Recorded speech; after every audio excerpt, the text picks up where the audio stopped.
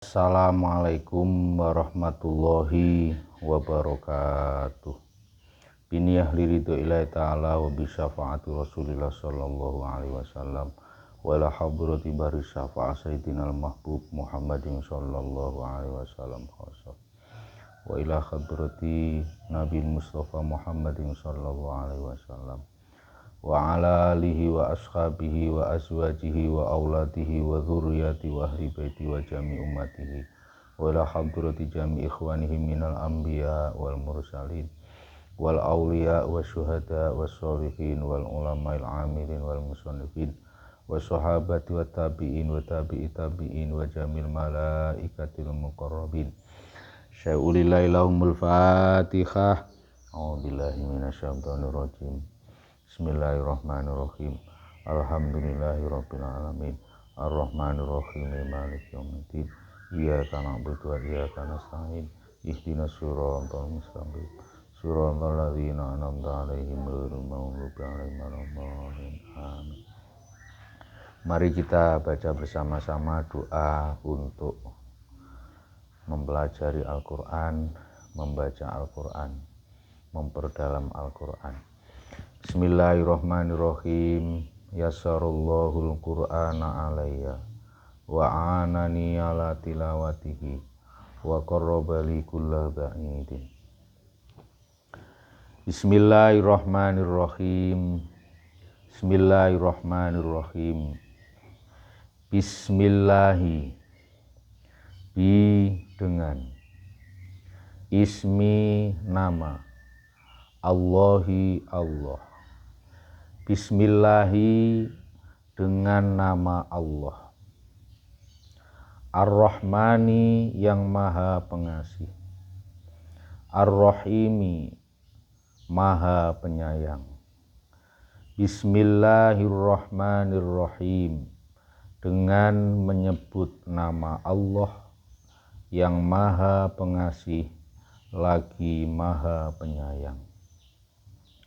Alhamdu, puji, lillahi, li bagi, Allahi Allah, lillahi bagi Allah, Rabbi Tuhan, al-alamina seluruh alam, Rabbil alamina Tuhan seluruh alam. Alhamdulillahi rabbil alamin. Segala puji bagi Allah, Tuhan seluruh alam. Ar-Rahmani yang maha pengasih. Ar-Rahimi maha penyayang. Ar-Rahmanir-Rahim yang maha pengasih lagi maha penyayang. Bismillahirrahmanirrahim. Jadi kita sering mendengar dawuh-dawuhnya para ulama yang bersumber dari hadis, yang mungkin bersumber dari dawuh-dawuhnya ulama salaf, tabi'in, sahabat dan yang lainnya. Bahwasanya Al-Quran yang berisi 30 juz itu diringkas dengan surat Yasin. Dari surat Yasin kemudian diringkas dengan surat Al-Fatihah. Dari surat Al-Fatihah itu diringkas pada lafadz atau ayat Bismillahirrahmanirrahim. Dari Bismillahirrahmanirrahim diringkas pada huruf ba. Kemudian dari ba itu diringkas lagi disederhanakan lagi, yaitu ada pada titiknya huruf ba. Sebab ba itu kalau kita tulis hurufnya itu ada yang kayak perahu itu, ya, kayak perahu itu, kemudian di bawahnya ada titik. Nah, jadi Al-Quran itu ketika disederhanakan, ketika diringkas, inti sari daripada Al-Quran itu ada pada titik ba. Titiknya ba. Oleh karena itu wajar ada sebuah makalah yang mengatakan innal ba'a bahaullah wasinu sanaullah wal mimu majdullah. Jadi bismillah itu, bisminya itu terdiri dari 3 huruf. Yang pertama huruf ba, dilanjutkan sin, kemudian huruf mim. Nah, itu ada rahasianya. Menurut sebagian ulama atau menurut para ulama,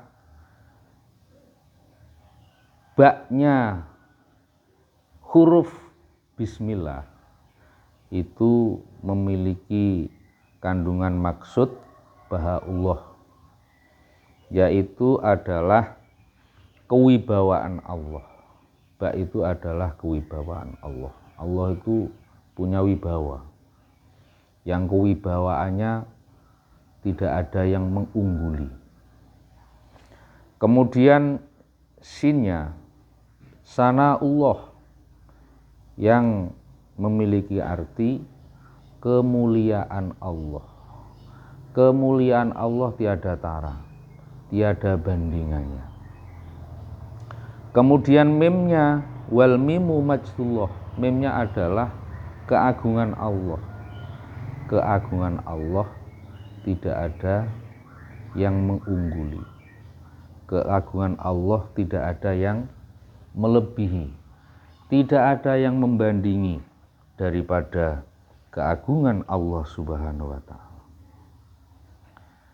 Kemudian ada lagi yang mengatakan, yang berpendapat al-ba'u buka utabiin wasinu sahwul ghafilin wal mimu maghfiratuhu lil mudhnibin. Ba yang dimaksudkan pada bismillah, ba-nya adalah buka utabiin, tangisannya orang-orang yang bertaubat. Kemudian sinnya adalah sahwul ghafilin, lupanya orang-orang yang lalai, lupanya orang-orang yang lupa. Kemudian mimnya adalah maghfiratuhu lil mudhnibin, ampunan Allah terhadap orang-orang yang berdosa. Kemudian ada lagi yang berpendapat bahwa rahasia dari bismillah, yaitu saya tadi menyampaikan inti daripada bismillah itu ada pada ba-nya atau titik ba. Wa qalu auda'allaha wa qalu auda'allahu jami'al ulum fil ba'i. Ulama sufi mengatakan bahwa Allah Subhanahu wa ta'ala menitipkan seluruh ilmu pengetahuan pada huruf ba. Jadi ada ungkapan yang sering kita dengar, Man tabakharo ilman wahidan tabakharo jami'al ulum. Barang siapa yang mendalami dan menguasai satu ilmu pengetahuan, niscaya dia menguasai dan mendalami seluruh ilmu pengetahuan. Jadi kalau kita mau fokus, kalau kita mau berkonsentrasi terhadap Al-Quran secara sederhana saja, kita harus berfokus kepada satu titik. Titik yang dimaksud itu adalah titik daripada huruf ba.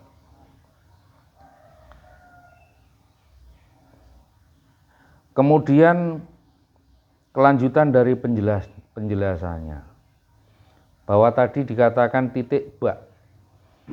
Di situ dijelaskan ai bi kana makana wa biyakunu mayakunu fawujudul awalim bi walaisa li ghairi wujudun haqiqiyun illa bil ismi. Allah mengatakan bi kana makana, denganku telah ada sesuatu yang telah ada. Contohnya saya ngaji di sini. Ya. Ketika saya misalkan awal yang datang di majelis ini, bukan berarti saya itu yang pertama. Ya. Buktinya, ternyata sebelum kedatangan saya di majelis ini, ada yang lebih dahulu datang ke majelis ini. Misalkan orang kemarin, atau orang kemarin lagi, kemarinnya lagi, dan kemarinnya lagi. Contohnya seperti itu. Kalau kita hari ini mengatakan sekarang ada internet, ada HP yang Android, ya, bukan berarti HP Android itu yang pertama. Sebelumnya didahului dengan HP-HP yang bukan Android, yang dulu kita kenal dengan HP ya Boto atau gimana itu, ya 2210, 2215, ndak ada fasilitas internet, aplikasi Facebook, Instagram, dan seterusnya. Saya contohkan lagi, ya. Saya contohkan lagi. Kayak kita ada di dunia ini, bukan berarti kita ada di dunia ini, terlahir di dunia ini yang pertama, tapi ada, ya, pendahulu-pendahulu dari kita. Orang tua kita didahului oleh mbah kita didahului oleh buyut kita, didahului oleh orang-orang tua sebelumnya dan sebelumnya, sampai kepada Nabi Adam alaihissalam. Kemudian kalau kita runtut terus, didahului oleh Nur Muhammad sallallahu alaihi wasallam.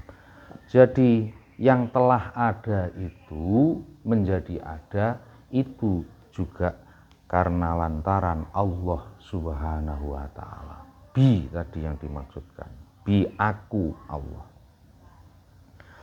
Wa biyakunu mayakunu, dan denganku akan ada sesuatu yang akan menjadi ada. Misalkan kita menikah, punya istri, yang perempuan menikah, punya suami, asalnya 2 pasangan, ya. Kemudian setelah setahun, 2 tahun melahirkan anak. Yang melahirkan anak hakikatnya itu adalah Allah. Yang memiliki anak hakikatnya adalah Allah. Yang menciptakan anak pada hakikatnya Allah. Jadi sesuatu yang akan ada, itu semua yang menciptakan, yang menjadikan, yang mendesain, yang membuat, semuanya adalah Allah Subhanahu wa Ta'ala. Kalau hari ini mungkin ya kita itu punya HP yang canggih seperti itu, mungkin di kemudian hari ada lagi HP yang lebih canggih lagi, alat teknologi gadget yang super canggih lagi. Itu juga Allah Subhanahu wa Ta'ala. Ya. Mobil yang mungkin super bagus itu juga Allah Subhanahu wa Ta'ala. Sistem ketatanegaraan yang nantinya mungkin lebih bagus, itu hakikatnya yang menciptakan Allah Subhanahu wa Ta'ala. Ya, peradaban dunia yang nanti mungkin lebih baik, lebih maju, lebih top, itu hakikatnya yang menciptakan, yang mendesain, yang merencanakan, yang membuat adalah Allah Subhanahu wa Ta'ala.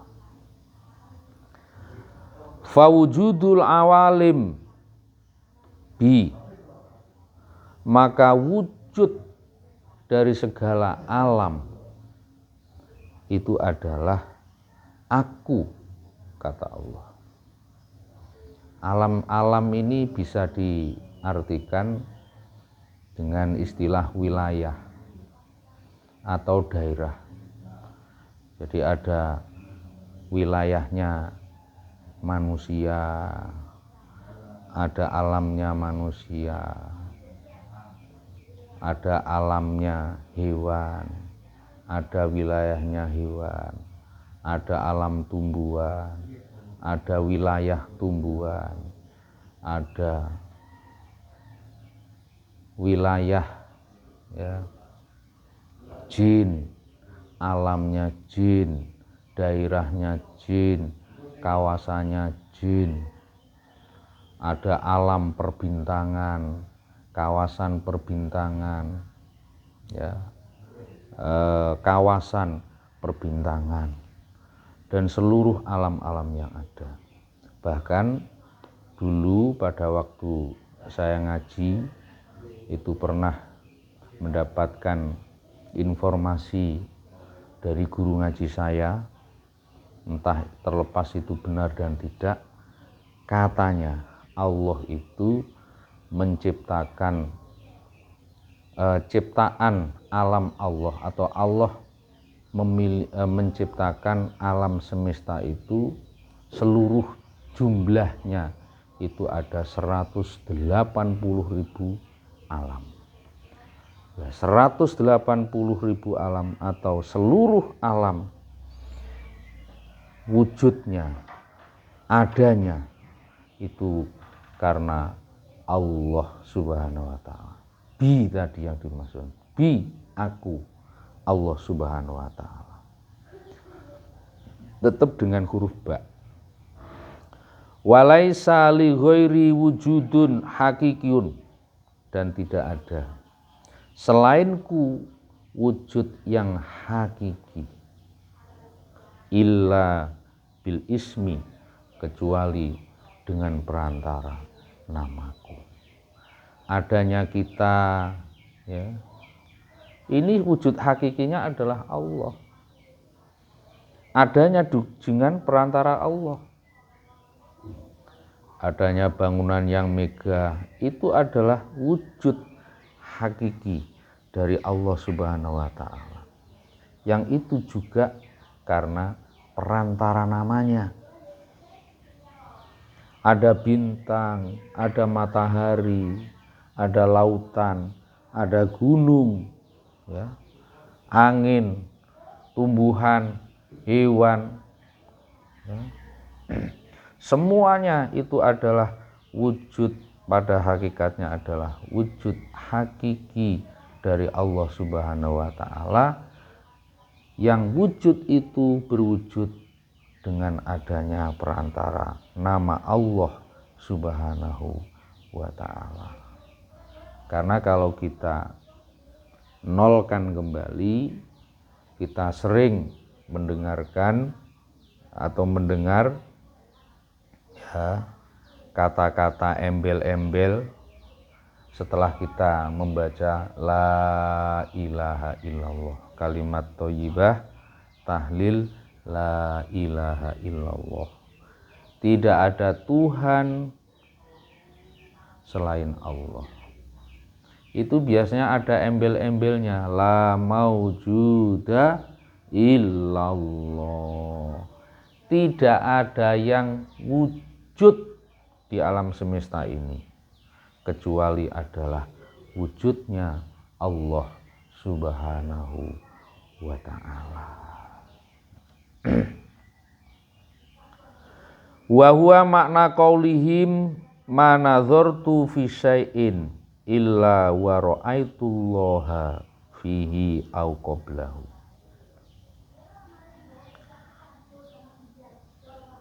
Pengertian yang dijelaskan tadi itu adalah pengertian dari dawuhnya para ulama yang mengatakan aku tidak melihat pada sesuatu kecuali aku telah melihat Allah padanya.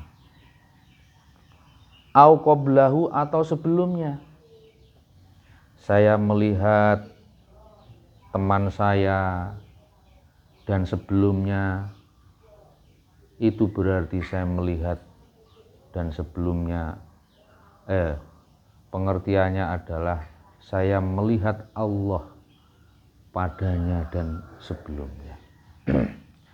Ketika saya melihat mobil, berarti saya melihat Allah pada mobil itu dan sebelumnya. Di saat saya melihat istri saya, ya, di saat Anda melihat istri Anda, berarti Anda, saya melihat Allah ada pada istri saya dan sebelumnya. Di saat kita melihat orang tua kita, ya, berarti kita melihat Allah padanya dan sebelumnya. Ulama mengatakan seperti itu. Jadi tetap senada dengan yang embel-embelnya kalimat thayyibah tahlil tadi, la ilaha illallah, tidak ada Tuhan selain Allah, la maujuda illallah, tidak ada yang berwujud di dunia ini kecuali wujudnya Allah Subhanahu wa ta'ala. Jadi intisari dari bismillah ini, saya ulangi lagi, itu bertumpu kepada huruf ba bertumpu kepada titik ba. Kemudian ada satu pendapat yang mengatakan sin pada lafadz bismillah itu memiliki sebuah isyarat, memiliki hikmah menurut ahli sufi. Sin itu kalau kita tulis, ya, itu geriginya itu ada 3, 1, 2, 3.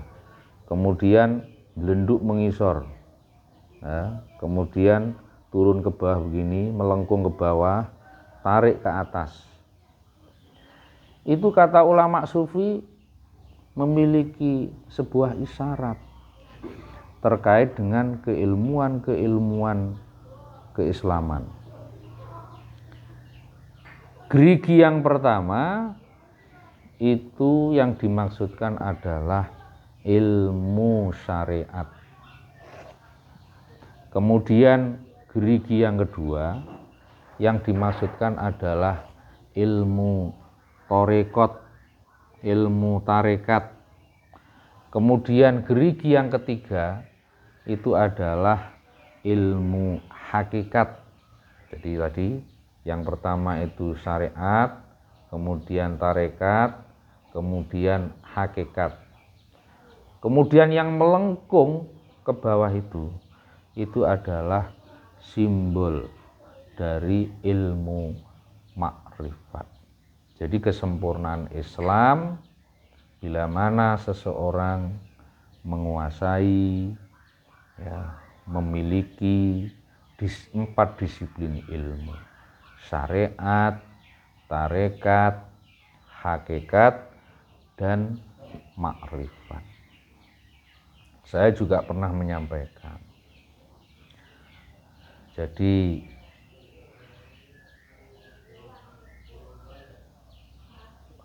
ketika kita melakukan sebuah pembelajaran, itu ada 6M yang perlu kita kuasai. Jadi ada tahapan pembelajaran. M yang pertama itu adalah membaca. M yang kedua adalah menulis. Setelah kita mampu membaca, menulis, kita lanjutkan lagi tahapan berikutnya, yakni menghafal. Membaca, menulis, menghafal. Kemudian kita tingkatkan lagi. Setelah mampu menghafal, memahami. M yang keempat, memahami. Jadi ada yang bisa membaca, bisa menulis, bisa menghafal, tapi tidak mampu memahami. Itu ya enggak lengkap seperti itu, enggak sempurna. Ono sing ngapal, ono sing iso nulis, ada yang bisa memahami tapi tidak bisa membaca. Itu juga blunder. Jadi 6 tahapan ini harus kita kuasai. Kemudian M yang kelima, tingkatan yang setelahnya adalah mengamalkan. Kemudian tingkatan yang terakhir, M yang terakhir adalah ma'rifatullah, mengenal Allah Subhanahu wa ta'ala. Jadi membaca, menulis, kemudian menghafal, kemudian memahami, kemudian mengamalkan, yang terakhir mengenal Allah Subhanahu wa ta'ala. Kalau dalam disiplin ilmu keislaman kita tadi, jadi ada 4 tingkatan ilmu tadi yang disimbolkan oleh sin: syariat, tarekat, hakikat, dan makrifat, yaitu mengenal Allah Subhanahu wa ta'ala. Itu semuanya dari keterangan-keterangan tadi yang begitu luar biasa, rahasia-rahasia yang bisa kita ungkap tadi, itu merupakan rahasia yang terdapat pada ayat pembukaan dari surat Al-Fatihah, Bismillahirrahmanirrahim. Kemudian selanjutnya Allah itu adalah lafaz jalalah. Jadi Allah itu lafaz jalalah, lafaz jalalah. Jadi Allah ini adalah nama bagi Allah yang agung. Ulama berpendapat Allah ini bukan sembarang nama. Oleh karena itu nggak boleh selain Allah memakai nama Allah. Kalau selain Allah boleh, misalkan Abdurrahman, Abdurrahim, Abdul Jabbar, Abdul Halim, terus siapa lagi, banyak itu Abdul itu. Atau mungkin memasangkan nama-nama Allah yang lain dengan nama yang lain? Boleh. Tapi kalau Allah tidak boleh, karena Allah ini adalah lafaz jalalah, ya. Jadi hanya Allah saja, nggak boleh punya anak dikasih nama Allah, Allahul Jabbar, ya nggak boleh. Ya. Kemudian beli mobil, beli mobil yang baru, yang terbaru, nggak ada selain dia yang punya. Terus mobil itu dikasih nama Allah misalnya, ya nggak boleh. Allah Kijang misalkan, ya tidak boleh. Karena Allah itu adalah nama yang sifatnya khusus yang dimiliki oleh Allah Subhanahu wa Ta'ala. Selanjutnya Ar-Rahmani. Lafaz Ar-Rahman ini diartikan yang Maha Pengasih. Kemudian Ar-Rahimi, Maha Penyayang. Sebab sebenarnya sih hampir sama. Pemaknaan pengasih, penyayang itu kan kasih sayang Allah, hanya untuk membedakan saja. Jadi kalau Ar-Rahman itu kasih sayangnya lebih daripada kasih sayang Allah pada lafaz atau pada nama Ar-Rahim. Jadi Ar-Rahman itu kalau kita di pesantren nek maknani zat kang welas asih ing dalem dunya lan akhirat. Ya. Jadi kasih sayang Allah itu berlaku di dunia dan di akhirat. Itu tidak mengenal nasab, tidak mengenal kasta, tidak melihat agama, tidak melihat suku bangsa, enggak. Tidak mengenal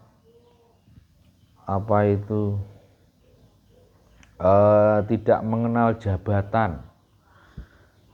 Artinya semuanya oleh Allah itu diberlakukan sama. Jadi kalau sifat Ar-Rahman Ar-Rahim, di situ Allah diantaranya ya memberlakukan sebuah prinsip ya, man jadda yajid.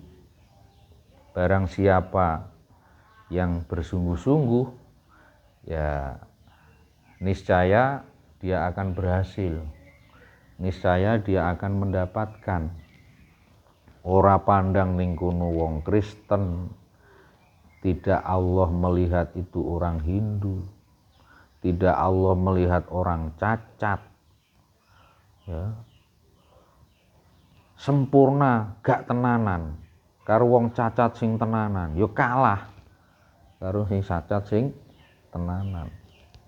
Turu klumbrak-klumbruk ora gelem megawe, ya ndak mungkin akan dapat bayaran. Kalah sama orang cacat yang kreatif, yang mohon maaf nggak sempurna jasmaninya, tapi kreatif, gelap mau bekerja, bersungguh-sungguh di dalam melaksanakan melaksanakan pekerjaannya, ya mesti dapat hasil yang banyak. Dia bisa berprestasi dan seterusnya. Orang Hindu juga seperti itu. Kadang ono kan sering awake dhewe krungu. Lah iya lho awake dhewe kan ya wong Islam. Ya. Krungu ngono kuwi. Awake dhewe iki sing disayangi Gusti Allah. Tapi kok awake dhewe ora sugih-sugih. Kok ora pinter-pinter. Loh, karena Allah memiliki sifat Rahman. Gitu loh. Kalau Rahman itu enggak melihat agama, ora didelok. Cacat orang ora didelok. Pokoke tenanan ya hasil sukses seperti itu. Itu Ar-Rahman. Itu berlaku di dunia dan di akhirat. Kemudian Ar-Rahim itu kalau kita di pesantren dulu maknanya zat kang welas asih ing dalem akhirat bloko. Jadi kasih sayang Allah yang diberikan hanya di akhirat kepada orang-orang yang bertakwa, kepada orang-orang yang tunduk, taat, patuh kepada Allah Subhanahu wa ta'ala. Jadi Rahim itu bonus bagi orang yang beriman, bagi orang yang bertakwa, ya. Jadi kalau Rahim itu tidak diberikan kepada selain orang beriman, bertakwa, orang kafir tidak dapat. Wong Rahim itu bonus. Kalau Rahman itu bukan bonus, wis podo-podo kabeh entuk. Tapi kalau Rahim enggak. Kalau Rahim itu hanya diberikan kepada orang yang bertakwa, kepada orang yang memiliki predikat mukminin, beriman. Tidak diberikan kepada orang kafir, tidak diberikan kepada orang munafik, tidak diberikan kepada orang musyrik. Kemudian kita juga sering mendengar di sini ada apa itu penjelasan wa ma'anihima, dan makna keduanya yaitu lafadz Rahman dan Rahim kasirotun banyak. Jadi pemaknaan dari lafadz Rahman Rahim itu banyak sekali. Enggak seperti yang barusan saya jelaskan tadi. Banyak itu berbagai macam pendapat.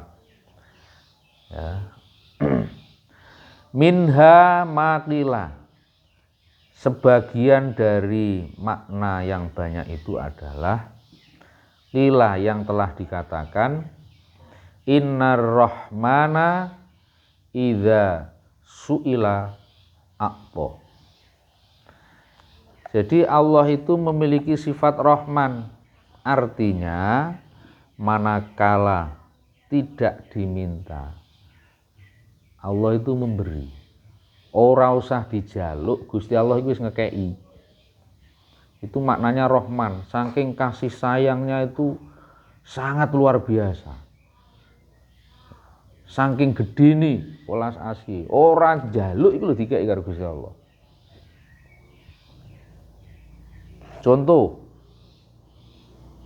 ya, sehat, sampean ra usah ndonga, ra usah ndonga. Allah lho sudah ngasih sehat sendiri. Ya kan? Sampean ra usah ndonga, wis menengo, ora usah ndonga njaluk sehat. Wong mungkin sampean di saat berdoa itu hanya seberapa yang kamu minta kepada Allah. Yang tidak kamu minta itu lo diberi. Sehat diberi oleh Allah. Sampean gak lupa, ndak meminta anak soleh, sama Allah lo diberi anak soleh. Sampean gak meminta anaknya cacat, lo anaknya lo diberi anak yang utuh, anak yang sehat, anak yang sempurna. Banyak sesuatu yang tidak kita minta. Contohnya lagi, kayak rizki min haitsu la yahtasib. Apa kita minta itu? Wong kita nggak ngerti, nggak sadar, nggak tahu, tiba-tiba ada. Loh, itu suatu bukti bahwa Allah itu memiliki sifat Rahman. Ya, kayak contoh Presiden Jokowi itu. Mungkin di saat kecil nggak membayangkan jadi presiden itu, nggak minta itu. Mungkin cita-citanya jadi apa gitu ya. Kalau yang masyhur itu kan beliau itu kan sebagai tukang apa yang arane mebel kan, tukang kayu, mebel kan seperti itu. Mungkin nggak terlintas dalam pikirannya itu mau jadi presiden. Lo itu lo diberi sama Allah Subhanahu wa ta'ala jabatan presiden. Ya mungkin bisa jadi saya ini nggak minta, mungkin bisa jadi nanti tahun berapa bisa jadi bupati. Ya kan? Mungkin bisa jadi ketua DPR atau mungkin bisa jadi ketua partai. Ya, nggak tahu ini. Wong Allah memiliki sifat Rahman. Begitu juga dengan Anda itu.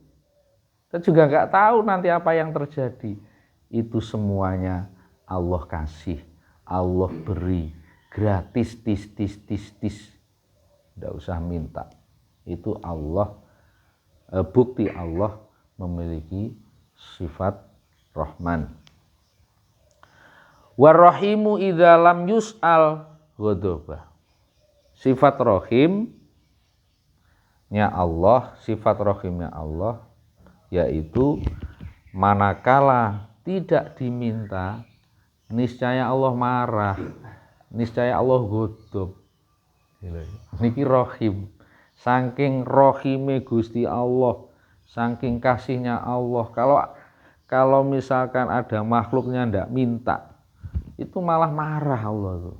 Allah ghadab, Allah murka. Jadi Allah sendiri yang bingung malahan. Jadi Allah sendiri yang merasa kasihan karena tidak diminta.